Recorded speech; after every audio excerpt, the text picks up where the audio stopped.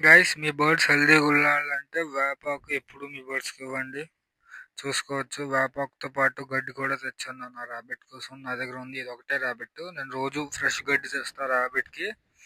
చూసుకోవచ్చు ఎంత బాగా తింటుందో. ఇది నా దగ్గర ఉన్న రెండు సన్ కనీర్. ఒకటేమో హ్యాండ్ టైమ్, ఒకటేమో హ్యాండ్ టైమ్ కాదు.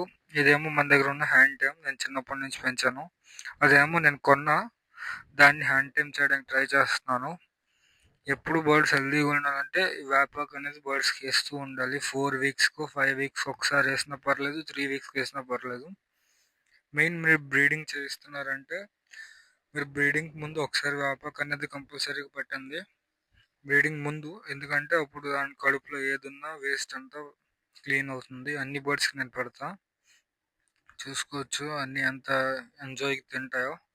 అన్ని బర్డ్స్ తింటాయి, ఏవో తినవని కాదు, కానీ మీరు అలవాటు చేసే బట్టి ఉంటుంది. మీరు స్టార్టింగ్లో అలాగలా మెల్లిమెల్లిగా అలవాటు అవుతుంది. చూసుకోవచ్చు ఎంత ఎంజాయ్ చేస్తున్నాయో తినడం. Thank you so much for watching guys.